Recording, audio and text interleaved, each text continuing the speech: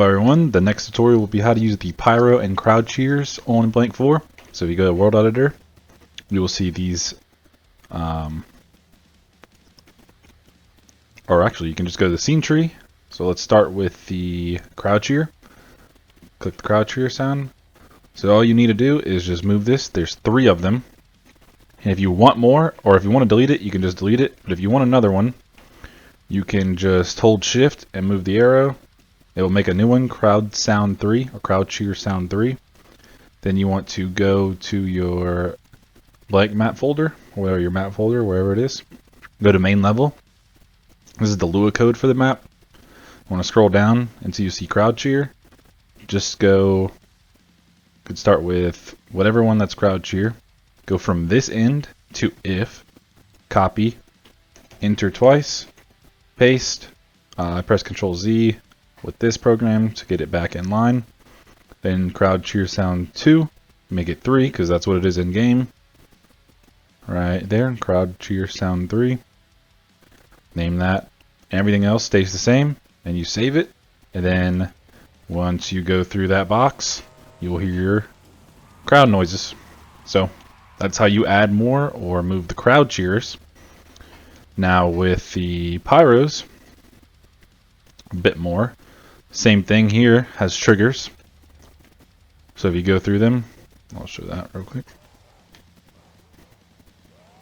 Pyros go off. And as you see, I have different fires set up so you could choose what you want, but we'll get that into a second.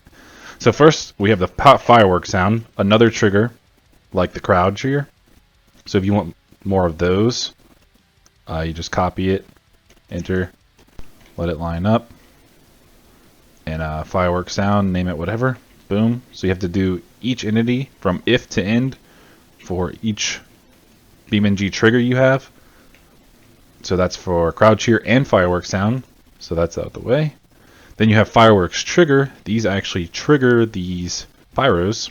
It's a little bit more complicated here, but it's very easy to understand.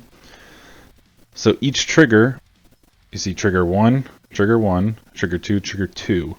Each of them needs 2, so when you go enter the trigger, all those fire throws are set to true, and when you exit the trigger, they're set to false. So it's on, then off. Without the exit, they would just stay on after entering the trigger. So if you want to add another trigger, you have to go from this end, which is the exit, copy that all the way to enter, copy, and then go down after this end, paste, and then name this firework trigger 3, firework trigger 3. So just remember, each new trigger needs an enter and an exit. So that's how you do the triggers. And how to do the fire throws. If we go back to Beam, we have fire throws here, 1 through 10. We can make 2 more if you want. Let's say if I enter firework trigger 1, I want, fireworks 1 through 5 to go off. Do that. Basically make sure these 2 levels from local and then the active, and then the local and the active all have what you want to go on and off for this trigger. So trigger 2, I want 6 through 10 to go off. So I'll delete these and delete these for the exits. Then firework trigger 3, I want firework 11 and 12 to go off. And you understand, 11 and 12 to go off. Same for false. You understand the point. 11 and 12 to go off. Just imagine that I've changed all of these numbers. Enter and exit. So that way now, if you follow this, it's just a simple code. Firework trigger 1, if I enter it, then fire throw 1 through 5 will enter, and when I exit fire trigger 1, 1 through 5 will go off. Then firework trigger 2, when I enter it, 6 through 10 will go on, and then when I exit the trigger, 6 through 10 will go off. When I enter trigger 3, 11 and 12 will go on, and when I exit trigger 3, 11 and 12 will turn off.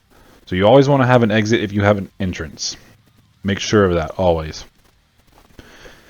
So that's pretty simple. Again, just drag these wherever you want it. Simple world editor. Same with the triggers. Drag it wherever you want it.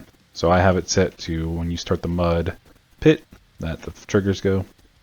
And with these, if you go to the inspector, you can change these.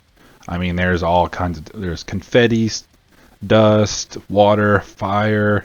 I did some of the popular fire ones, but you can literally go through them or look on the Beam website and they list what everyone is. So this one is 27. This one's 27 also because I copied it. This one's 29. This one's 25. This sparkler thing is 9. And this one's 27 again. So you can really choose from each one. I recommend using the same one, but I did this as a basically proof of concept. So if I go out the trigger, they turn off. Super simple. That's how you do pyros. And again, these are going to be on because I went through the trigger and I didn't finish the exit part of them. So that's how you do fireworks triggers. And I'll see you in the next tutorial.